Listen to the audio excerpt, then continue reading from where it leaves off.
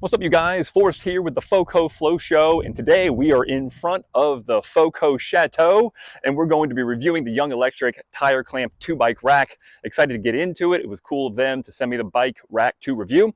So without further ado, let's get out there and find that flow.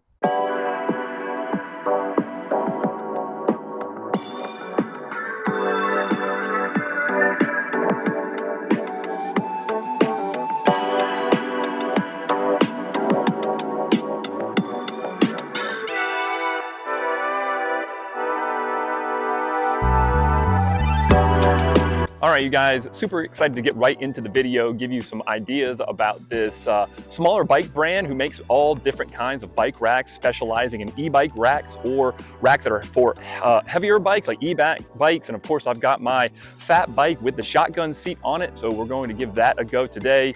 Full disclosure, Young Electric has seen my channel. They reached out and they sent me this bike rack for free. They asked for an honest review, the good and the bad, and honest feedback to make sure and to see if it's the right bike rack for you. If you're looking for a super sturdy bike rack to carry bigger width tires or heavier bikes, especially if you can't easily lift them on the bike. So we're going to get into what the bike is, how the assembly was, my likes, my dislikes, and then final review. So let's get right into the action. First things first, the bike rack is super durable, super heavy. Young Electric sent me the bike rack. It took about 2 weeks to get there, along with the taillight kit that you kind of see here installed.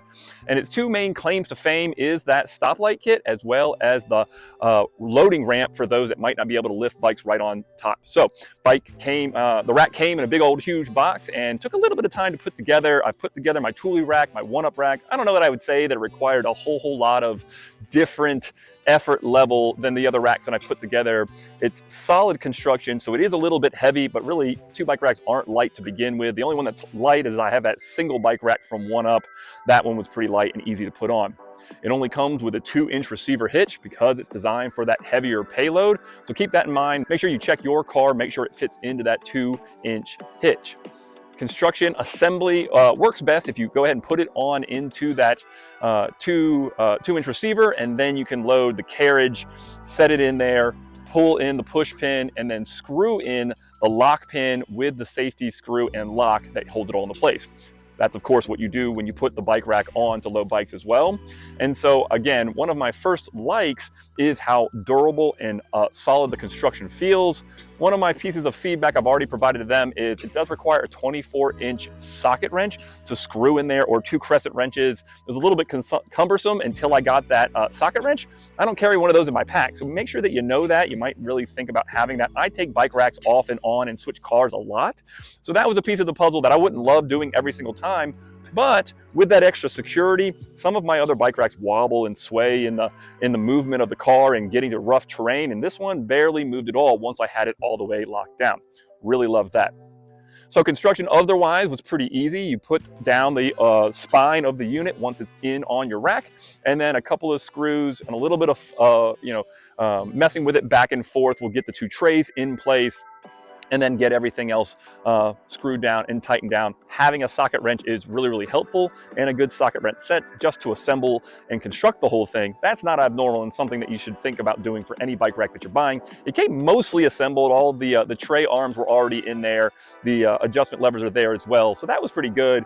Didn't mean a ton of time to assemble, but there is some assembly required. So keep that in mind if you're buying it online, which is where they distribute their racks primarily.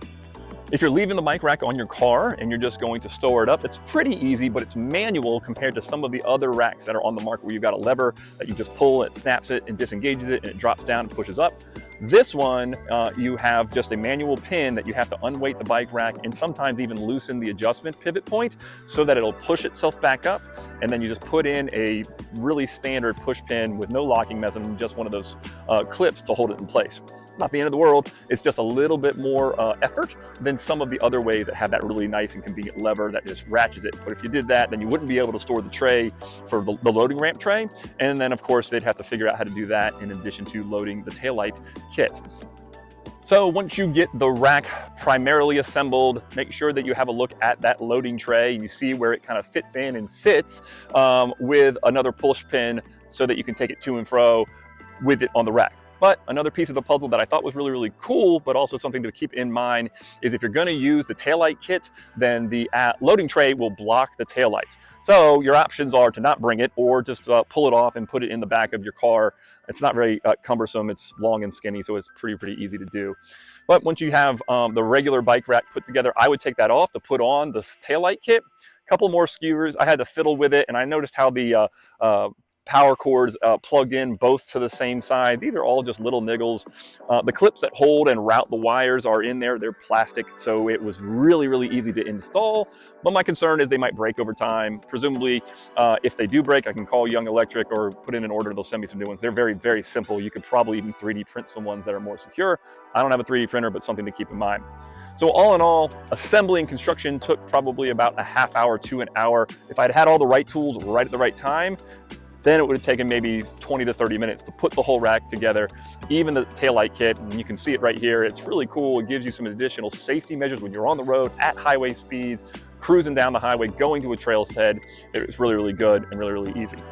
Loading the bikes took a little bit of getting used to. It has those little like cup trays for the front tire, and that's a new feature that I've only ever seen on this rack. It does guide it in pretty easily and doesn't let it fall back and forth, so I think that's helpful. It's not a game changer, but another attention to detail on this rack that I haven't seen on others. And also super valuable for me is that without any other adapters, it fits 4.85-inch fat bike tires. Again, I don't have an e-bike, but I have a fat bike, the shotgun seat. Noelle loves data bike, and we go sometimes to the trail with that bike, and I have to make sure I've got the right back. I can't even take my one-up rack without the adapter, which I don't have. My Thule rack does work, but then it's got those clamps that I really like from the one-up style rack. So love that you can load heavy bikes.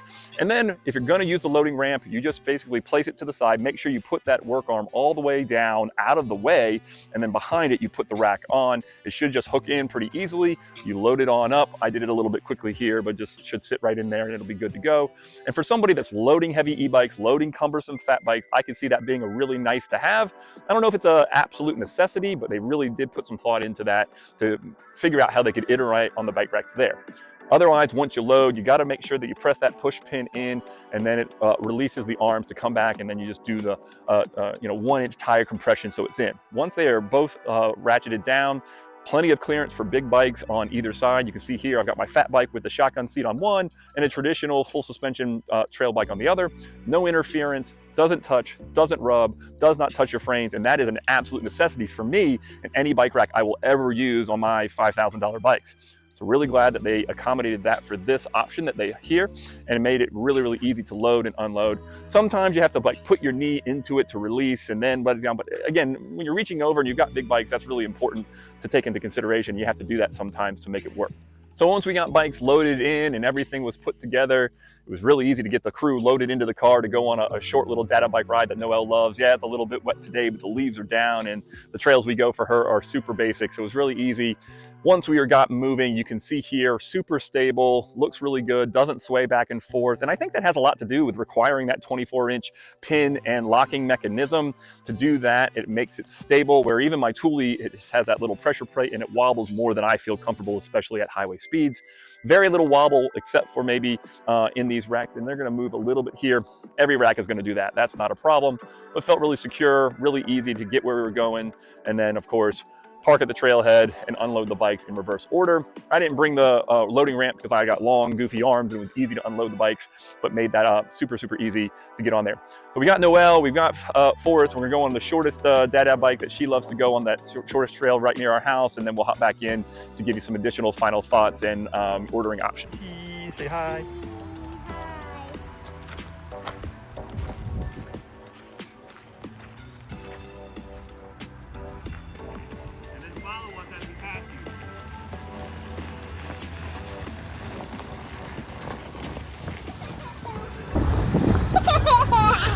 Go.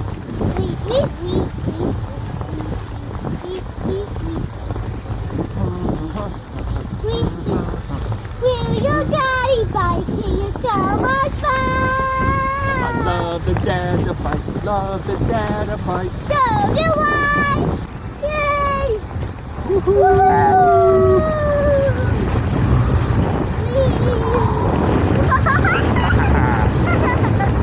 What's that? Super fast. Go.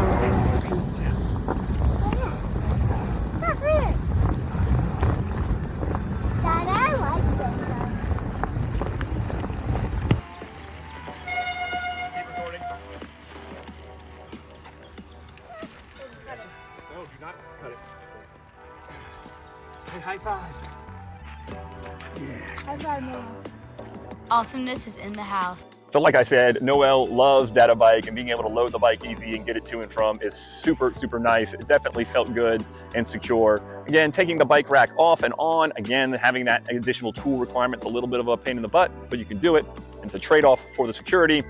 You order online, Young Electric's got it listed there. MSRP's in the $650 range, which is expensive, but pay attention to discounts and promo codes, and I'll put a link in the description. They do a lot of that. It's Black Friday at shooting of this video almost, and so you'll see up to 40% off, which is a great way to get an expensive premium rack for a little bit more affordable. Again, about 2 weeks for them to deliver it to you, so there's still time to order at the shooting of this video in time for Christmas, depending upon when you're watching. So easy to order, easy to process, a little bit challenging to install, but a trade-off with the additional security of the tools required to secure it. And then you get the taillight kit and the loading ramp. So in summary, I really do think this is a bike rack to consider for heavier bikes, where you need additional highway speed security, or if loading heavy bikes is cumbersome for you. You can do that really, really well as the rain starts to fall here. Even with that, you have the additional security of the tire clamps and the lack of wobble. So if you're driving through the mountains, it inevitably will rain and it will inevitably get slick. So give it a look, definitely worth considering, especially if you can find it on a discount and get it a little bit less expensive. At the shooting of this video, there's no way to extend it to a 3 or a 4 bike rack, so that's another minor drawback. So just know exactly what you're looking for and understand what's most important to you. So in conclusion, I hope you enjoyed this video. Shout out to Young Electric for sending me the bike rack. That certainly means a lot, and I appreciate them watching the channel. Hope you're enjoying the video as well. It's definitely a bike rack worth considering, and really appreciate the opportunity to do some of these review videos from time to time in between the awesome adventures, making sure you're checking out the other videos. We just finished up the New River Gorge series, which was super, super fun, and we'll have some additional content coming soon. So stay tuned. Hope you enjoyed all of the content. Make sure you like and subscribe. Check out the link below for the bike rack, and then you can get out there and find that flow.